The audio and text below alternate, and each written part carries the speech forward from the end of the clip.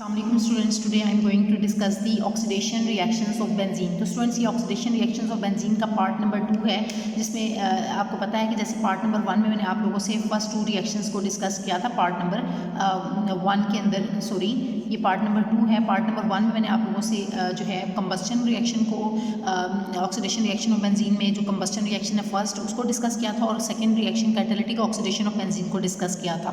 तो आज का जो हमारा टारगेट है वो ये है कि हमने आज के रिएक्शन थर्ड और फोर्थ रिएक्शन यानी कि थर्ड नंबर पे जो है ओजोनोलिसिस उसको डिस्कस करूँगी मैं आप लोगों से, और फोर्थ रिएक्शन जो है साइड चेन ऑक्सीडेशन उसको डिस्कस करूँगी। तो पहले हम स्टार्ट लेते हैं ओजोनोलिसिस को, ओजोनोलिसिस की तरफ आते हैं। तो जैसे कि स्टूडेंट्स आपको पता है कि जो ओजोन है, ओजोन हम किसको कहते हैं, try atomic molecule of oxygen, मतलब 3 ऑक्सीजन एटम्स जो हैं जब इनको हम लिखते हैं तो हम इसको क्या कहते हैं, ये आपको शायद नज़र नहीं आ रहा या आप देख लें ओजोनोलिसिस में, ये ओजोन O3 हम इसको कहते हैं, O3 ट्राई एटॉमिक कहते हैं, try atomic molecule of oxygen, क्योंकि 3 एटम्स जो हैं इसमें मिलके जो है वो ओजोन मॉलिक्यूल बनता है। तो ये स्टूडेंट्स इसकी मौजूदगी में हम जो है वो बेंजीन की ऑक्सीडेशन ओजोनोलिसिस करेंगे। तो अब स्टूडेंट्स होता क्या है कि सबसे पहले हम इसको, अब मैं रिएक्शन के थ्रू आपको एक्सप्लेन करती हूँ कि बेंजीन जो है हम इसको क्या करवाते हैं, सबसे पहले हम इसको रिएक्ट करवाते हैं ओजोन मॉलिक्यूल के साथ, ठीक है। ओजोन मॉलिक्यूल के साथ रिएक्ट करवाते हैं और इसके रिजल्ट में जो है आपको मिलता है C6H6O9, ठीक है। इसको O9 यानी कि यहाँ पर क्या होगा, 3 मोल्स ऑफ ओजोन जो है उनके साथ रिएक्ट करवाएंगे अगर हम रिएक्शन को बैलेंस्ड फॉर्म में देखें तो यहाँ पर स्टूडेंट्स आपके पास क्या है, C6H6 है और ये क्या है O9 है। बेसिकली ये क्या है, O9 है, 3 3 9 हो गया, तो 9 ऑक्सीजन है, ठीक है।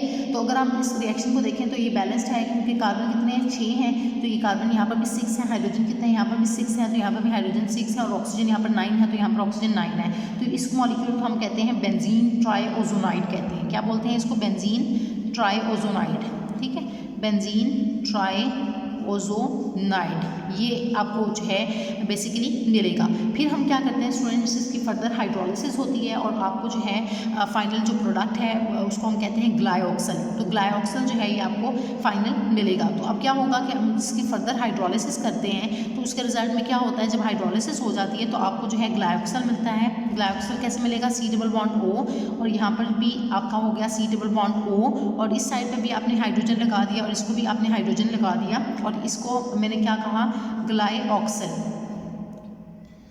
होप सो कि ये आपको नज़र आ रहा है। तो स्टूडेंट्स ये ग्लाइऑक्सल है, इसको कह रहे हैं हम ग्लाइऑक्सल। तो आप देख सकते हैं कि इसको ग्लाइऑक्सल एंड पे AL आ रहा है, तो इसका मतलब ये कि कौन सा फंक्शनल ग्रुप है, एल्डिहाइडिक फंक्शनल ग्रुप है। तो 2 एल्डिहाइडिक ग्रुप जो हैं बेसिकली इस तरह से अटैच हो जाएंगे, तो इसको आप कहेंगे ग्लाइऑक्सल कहेंगे। अब रिएक्शन को इसके अंदर भी आप देख लें कि बैलेंस्ड है या नहीं है। तो स्टूडेंट्स यहाँ पर आप देखें तो कितने आपको ग्लाइऑक्सल यूनिट्स मिल सकती हैं, 3 यूनिट्स, क्योंकि अगर आप देखेंगे तो यहाँ पर कितने कार्बन है, कार्बन यहाँ पर 6 हैं, तो यहाँ पर कार्बन कितने हैं, 3 ये हो गए और 3 ये हो गए, 6 हो गए, तो 6 हाइड्रोजन जो कार्बन जो है वो बैलेंस्ड हैं। तो सबसे पहले आपने कार्बन को बैलेंस किया, फिर हाइड्रोजन को, फिर ऑक्सीजन को करना है। तो कार्बन बैलेंस्ड हो गए, तो हम इसको मैं मार्क कर देती हूँ, टिक कर देती हूँ। इस तरह हाइड्रोजन को हम बैलेंस कर लेते हैं। हाइड्रोजन में कितने हैं, यहाँ पर 6 हैं, तो यहाँ पर आप काउंट करें तो ये कितने हैं, 3, और यहाँ पर भी 3 हैं, तो ये 6 हाइड्रोजन भी बैलेंस्ड हो गए। अब हम आते हैं ऑक्सीजन की तरफ। तो ऑक्सीजन स्टूडेंट्स यहाँ पर आपके पास कितने हैं, 9 है, तो 9 ऑक्सीजन यहाँ पर देखें आपके पास 9 ऑक्सीजन हैं। तो यहाँ पर देखें अगर आप टोटल ऑक्सीजन जो हैं वो कितने हैं, 3 ऑक्सीजन हैं, यहाँ पर भी देखें तो ये 3 ऑक्सीजन हैं, तो टोटल ये कितनी हो गई हैं, 6 ऑक्सीजन हो गई हैं, ठीक है। तो अब आपके पास जो है वो ऑक्सीजन कितनी होनी चाहिए थी, 9 ऑक्सीजन होनी चाहिए थी, तो 3 ऑक्सीजन जो है वो आपके पास बच गई हैं, ठीक है। अब उन 3 ऑक्सीजन के साथ क्या होगा, तो वो स्टूडेंट्स जिंक की मौजूदगी में, जिंक डस्ट की मौजूदगी में, ठीक है, वो क्या करेगा, इसका रिएक्शन होकर मज़ीद आपको क्या मिलेगा, साथ में ग्लाइऑक्सल के साथ जो है वो 3 यूनिट्स जिंक ऑक्साइड की मिल जाएंगी। तो आपने 3 यहाँ पर आपने मोल्स ऑफ जिंक डस्ट लेंगे, तो यहाँ पर 3 जिंक भी आपके पास बैलेंस हो गए और 3 ऑक्सीजन एटम्स जो हैं वो इसके साथ मिलके जिंक ऑक्साइड की फॉर्म में जो है आपके पास इक्वेशन बैलेंस्ड हो गई। तो एक दफ़ा दोबारा से मैं स्टूडेंट्स आपको बता देती हूँ कि आपको फर्स्ट ऑफ ऑल जो है जब हमने बेंजीन को ओजोन मॉलिक्यूल के साथ ट्रीट किया तो हमें जो है वो बेंजीन ट्राइओजोनाइड मिलेगी, C6H6O9, और इसकी फर्दर हाइड्रोलिसिस होगी in the presence of zinc dust, तो क्या होगा कि आपको जो है ग्लाइकोक्सिल मिलेगा और ग्लाइकोक्सिल के साथ जो है आपको वो जिंक ऑक्साइड मिलेगा। तो ये जो है स्टूडेंट्स आपका आप इस तरह से ओजोनोलिसिस करते हैं बेंजीन की, ठीक है। ये हमारा जो था थर्ड रिएक्शन था। अब हम आते हैं स्टूडेंट्स इसके फोर्थ रिएक्शन की तरफ। तो स्टूडेंट्स अब हमारे पास जो है इसका फोर्थ रिएक्शन है साइड चेन ऑक्सीडेशन, इसको मैं आपसे डिस्कस करने जा रही हूँ। तो स्टूडेंट्स इसको डिस्कस करने से पहले आप देख रहे हैं कि यहाँ पर आपके पास जो है ये first of all methyl benzene है जिसको हम टॉलीन कह रहे हैं, ठीक है। टॉलीन की जब हम ऑक्सीडेशन कर रहे हैं और in the presence of KMnO4 तो हमें जो है वो बेंजोइक एसिड मिल रहा है और साथ में वाटर मॉलिक्यूल मिल रहा है। लेकिन स्टूडेंट्स अगर आप अभी सोचें तो आपके माइंड में एक बात होगी कि मैम आपने तो प्रीवियस लेक्चर में बताया था कि बेंजीन जो है उसकी ऑक्सीडेशन KMnO4 की मौजूदगी में नहीं हो सकती है, लेकिन यहाँ पर तो आप आसानी से बेंजीन जो है इसमें मॉलिक्यूल बेंजीन इन्वॉल्व है और उसकी आप ऑक्सीडेशन करके KMnO4 की मौजूदगी में तो आपका कार्बोक्सिलिक एसिड हमें जो है बेंजोइक एसिड ये आपको मिल रहा है। लेकिन स्टूडेंट्स ये मैं आपको बता दूं कि अगर हम सिंपल बेंजीन की बात करें तो बेंजीन की ऑक्सीडेशन जो है वो KMnO4 की मौजूदगी में नहीं हो सकती है। लेकिन यहाँ पर आप देख रहे हैं कि ये अल्काइल बेंजीन है, ठीक है। अल्काइल बेंजीन के बेंजीन के ऊपर जो है वो अल्काइल सब्सटीट्यूएंट जो है CH3 मिथाइल ग्रुप जो है वो एज अ सब्सटीट्यूएंट अटैच है, तो ये अल्काइल बेंजीन है। लेकिन अल्काइल बेंजीन की हम ऑक्सीडेशन KMnO4 की मौजूदगी में कर सकते हैं, लेकिन अगर हम सिंपल बेंजीन की ऑक्सीडेशन करें KMnO4 की मौजूदगी में तो तब वो नहीं हो सकती। उसके लिए हमें स्ट्रॉन्ग ऑक्सीडाइजिंग एजेंट चाहिए था, या आप कह लें कि कैटलिस्ट जो है V2O5 और हार्श कंडीशन यानी कि 450 डिग्री सेल्सियस टेम्परेचर रिक्वायर्ड था और तब ही उसकी ऑक्सीडेशन हो सकती थी और बेंजीन रिंग जो है वो आसानी से ब्रेक हो सकता था और उसकी ऑक्सीडेशन आसानी से हो जाती थी।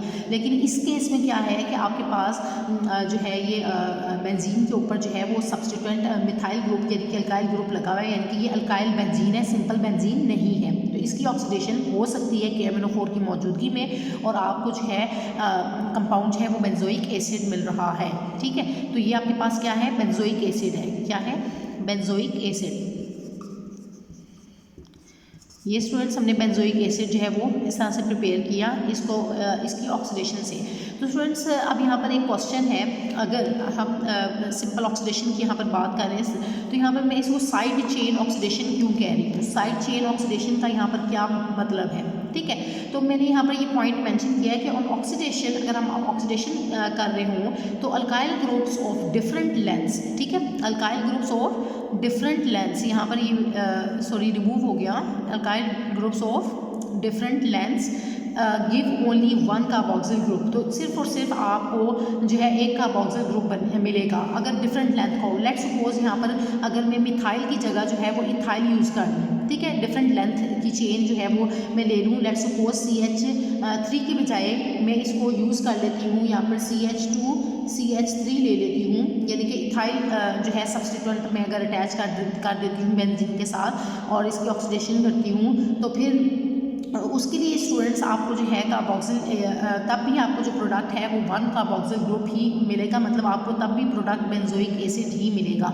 और बेशक मैं जितना भी इस चेन लेंथ को बढ़ाती जाऊँगी, अगर मैं इसको इथाइल की जगह प्रोपाइल कर लूँ, ब्यूटाइल कर लूँ, तब भी ये आपने बात याद रखनी है कि वो उसकी ऑक्सीडेशन हो जाएगी KMnO4 की मौजूदगी में, लेकिन आपको हमेशा जो प्रोडक्ट मिलेगी वो सिर्फ जो है वन कार्बोक्सिल ग्रुप उसके साथ जो है वो अटैच होगा। ये नहीं कि आप सोच रहे हैं कि अब ये 2 कार्बन यहाँ पर तो हमें 2 कार्बोक्सिल ग्रुप जो है हम लगा देंगे, या अगर 3 वाली चेन लेंथ है तो यानी कि प्रोपाइल है चेन लेंथ में तो वो हमें जो है वो 3 हम लगा देंगे, तो ऐसा बिल्कुल भी नहीं होगा।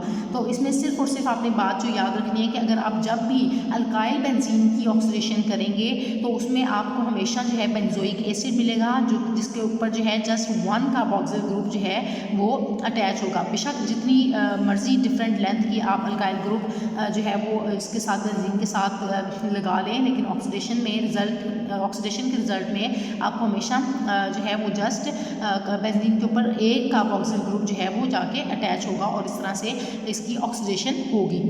तो होप्स हो के स्टूडेंट्स आपको जो है ये पॉइंट क्लियर हो गया है कि साइड चेन ऑक्सीडेशन जो है बेंजीन की किस तरह से हो रही है और उसके रिजल्ट में आपको जो है फाइनल या जो है प्रोडक्ट आपको क्या मिलेगी, तो ये आपको समझ आ गई होगी बात। स्टिल स्टूडेंट्स अगर आपको इस लेक्चर से रिलेटेड कोई कन्फ्यूजन है तो वो आप मुझसे कमेंट्स में पूछ सकते हैं। Thank you so much students. Students मेरा यहाँ पर एक पॉइंट जो है वो मिस हो गया, मैं यहाँ पर इसको मज़ीद ऐड कर देती हूँ कि अगर यहाँ पर आपका एक क्वेश्चन भी हो सकता है कि मैम हमने यहाँ पर जो है 2 अगर कार्बन लगा दिए, मतलब चेन लेंथ हमारी बढ़ती जा रही है और ऑक्सीजन जो है यहाँ पर हमने बढ़ा दिए हैं, ठीक है, तो रिएक्शन हमारा जो है वो किस तरह से फिर बैलेंस होगा कि अगर यहाँ पर एक ही कार्बोक्सिल ग्रुप यानी कि बेंजोइक एसिड ही आपको मिलेगा। तो स्टूडेंट्स बाकी जो है वो अपने रिएक्शन को बैलेंस करने के लिए यहाँ पर कार्बन डाइऑक्साइड जो है उसको भी मतलब कार्बन डाइऑक्साइड भी यहाँ पर ऑब्टेन हो सकेगी, आपको हो सकती है, और वाटर, बाकी आपने रिएक्शन को उसके अकॉर्डिंग जो है वो बैलेंस कर लेना है, कार्बन हाइड्रोजन ऑक्सीजन। कोशिश किया करेंगे पहले आप कार्बन को बैलेंस करें, फिर हाइड्रोजन को, फिर ऑक्सीजन को।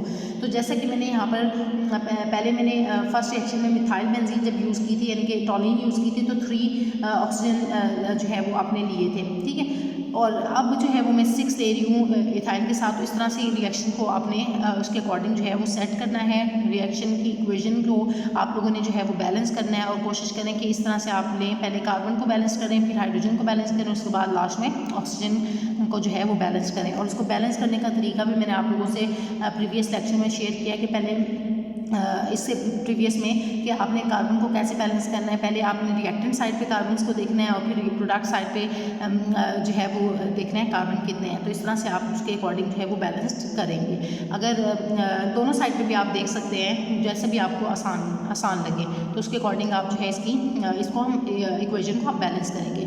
तो आप स्टूडेंट्स अगर आपको इस लेक्चर में कोई भी अगर स्टिल कोई कन्फ्यूजन है या आपको लगता है कि आप अभी भी किसी पॉइंट में कंफ्यूज है, तो वो आप मुझसे कमेंट्स में पूछ सकते हैं। Thank you so much students.